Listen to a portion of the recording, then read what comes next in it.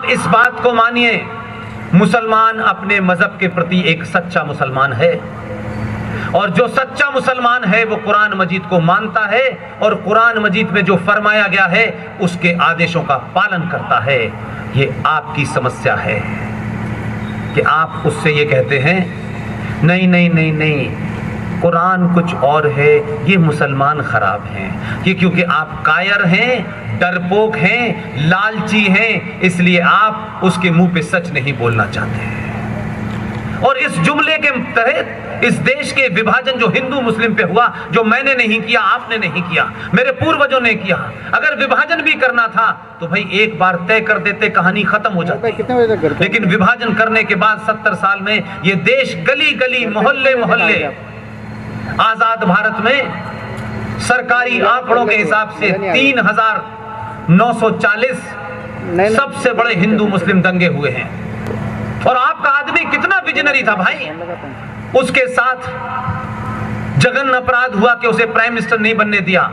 3 जनवरी 1948 की कलकत्ता की speech all India radio ने जारी कर दी है, सुन लीजिए, आज की जनरेशन सुन ले सरदार पटेल ने क्या कहा था।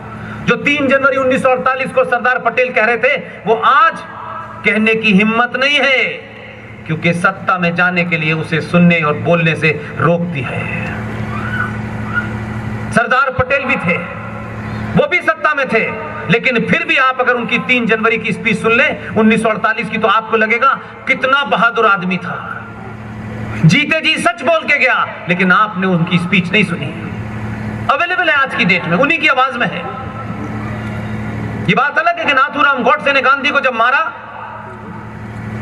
तो इस देश में हजारों साल की चीजें मौजूद हैं। किसने उनके बयान को, जो मजिस्ट्रेट कोर्ट में नाथूराम गॉडसे ने दिया था, किसने उस किताब को बैन किया, किसने उस बयान को बाहर नहीं आने दिया? ये देश तय करता कौन सही था, कौन गलत था। आखिर उस आदमी की बात तो सुनी जाती है। आज तो अफजल गुरु को फांसी देने के बाद उनके चाहने वालों की बात सड़क सड़क, कोने कोने चिल्लाए जा रहे हैं, अफजल गुरु हम शर्मिंदा हैं, तेरे कातिल जिंदा हैं। इतनी आजादी है तो नाथूराम गॉडसे ने जो बयान दिया था, कम से कम इस देश को पता तो चलना चाहिए था उसका बयान क्या था, वो कहना क्या चाहता था। एक सभ्य समाज में किसी की भी हत्या जायज नहीं हो सकती, और जिसने हत्या की उस कानून के तहत उसको सजा मिली। यहां तक मैं एक राय हूं, लेकिन उसका इस्तेमाल, अलग अलग इंटरप्रिटेशन। एक कोई हीरो है साउथ में, हो सकता है उसने अच्छी फिल्में की हो, लेकिन अच्छी फिल्मों का यह मतलब नहीं है कि जो कुछ भी वो इतिहास पे कमेंट करेगा उस पे उसकी अधिकार है, उस पे मेरा भी अधिकार है और आपका भी अधिकार है। उसने कहा कि पहला आतंकवादी अगर कोई था तो नाथूराम गॉडसे था। लोग नहीं जानते इसलिए चुप रहते हैं। ऐसे लोगों को चौराहे चौराहे घेरना चाहिए। इससे आप नाथूराम गॉडसे के समर्थक नहीं हो जाएंगे, लेकिन तथ्यों पे अपनी बात रखिए, सबूत के साथ रखिए। आतंकवाद में और हिंसा में क्या फर्क है? आतंकवाद को जिन कारणों से आतंकवाद मजहब के नाम पे होता है, दो विचारों के बीच में डिफरेंस हो, उस पे आतंकवाद नहीं होता, उसमें मर्डर होता है। तो दुनिया में जो आतंकवाद है वो पूरी दुनिया में दिखाई दे रहा है, लेकिन ये झूठ भारत के लोगों ने कहा। आतंकवाद का कोई धर्म नहीं होता, इन्हें धर्म ही नहीं पता चल रहा। मैं भी कहता हूं कि भारत के लोग सही कहते हैं कि आतंकवाद का कोई धर्म नहीं होता। आतंकवाद का धर्म नहीं होता, आतंकवाद का मजहब होता है। मैं अपनी बात को तथ्यों पे कहता हूं। क्या गॉडसे ने महात्मा गांधी को इसलिए मारा था? कोई मजहबी मामला था? कोई वर्ण व्यवस्था का मामला था? कोई जातिवाद के नाम पे मारा था? जिन कारणों से भी मारा, मैं फिर कह रहा हूं कि किसी की हत्या जायज नहीं है। उसने गोली मारी, वो भागा नहीं, वो अलकायदा का सदस्य था, ऐसा नहीं था। उसने कहा मैंने ये कृत्य किया है, मुझे लगता है कि मैंने ये हत्या ठीक की है, उसको लगता था। चोर उचक्का अगर वो कोई आतंकवादी होता तो मार के भाग जाता।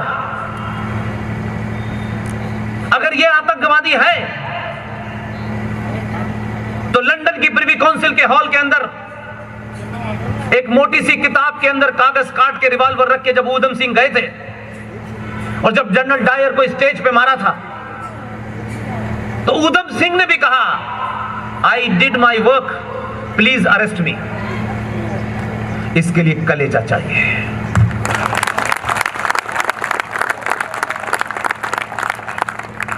जो ऊधम सिंह ने किया, क्योंकि जनरल डायर को मारा था, तो वो आज हमारे बीच में एक बड़ा क्रांतिकारी के रूप में है। लेकिन किसी ने गांधी को मारा, मैं फिर कह रहा हूं, हत्या जस्टिफाई नहीं है। लेकिन क्या कास्ट की वजह से मारा, मजहब की वजह से मारा? उसको यह लगता था कि देश का इतना बड़ा लीडर, हर आदमी की फितरत अलग अलग होती है, हर आदमी एक सा नहीं होता, इसलिए हर आदमी ऊधम सिंह नहीं बन सकता, भगत सिंह नहीं बन सकता, सरदार पटेल नहीं बन सकता, सुभाष चंद्र बोस नहीं बन सकता। भाई गांधी ने जब यह कहा कि देश का विभाजन मेरी लाश पे होगा, यह उनका रिकॉर्डेड स्टेटमेंट है कि नहीं है? मुझ जैसे पागल करोड़ों लोग होंगे, हजारों लोग होंगे कि गांधी ने कहा है। यार गांधी ने यह सोच समझ के कहा है, और गांधी ने कहा है तो गांधी ने इसका इंतजाम किया होगा। लेकिन मेरा सवाल यह है कि गांधी, जब तुमने पूरे देश को यह भरोसा दिलाया कि भारत का विभाजन मेरी लाश पे होगा, इसका अर्थ यह है कि गांधी को पता था कि पार्टीशन की बात चल रही है। यह पता होगा तभी तो उन्होंने कहा। तो जब गांधी को पता था, तो मैं यह पूछना चाहता हूं गांधी जी, वो मूवमेंट ढूंढना चाहता हूं इतिहास में, उस दौर के किसी आदमी को ढूंढना चाहता हूं। भाई गांधी जी, तुमने जिन्ना के सामने धरना क्यों नहीं दिया? तुमने नेहरू के सामने धरना क्यों नहीं दिया? क्यों नहीं तुम हट कर गए कि नहीं, किसी कीमत पे नहीं होने दूंगा? पार्टीशन हो रहा था और गांधी नौखली में बैठे हुए मौन थे। लाशें पंजाब में गिर रही थी, गांधी जी नौखली में बैठे थे। और जब उनको पता था कि ऐसा होगा, तो फिर उसका इंतजाम क्यों नहीं किया? ऐसे में कोई एक ऐसा आदमी जो गांधी जी का भक्त हो, गांधी जी को जरूरत से ज्यादा मानता हो, उनके शब्दों को आखिरी शब्द मानता हो, उसके विश्वास को ठेस लगी, उसने कहा इतनी बड़ी बात हो गई, और गांधी मौन रहे, उसने जाके गोली मार दी। मैं फिर कह रहा हूं, एक सभ्य समाज में हत्या जायज नहीं है, लेकिन एक सभ्य समाज में जो सबसे बड़ा लीडर है, जिसका सबसे बड़ा कद है, उसको भी गुमराह करने की छूट नहीं है।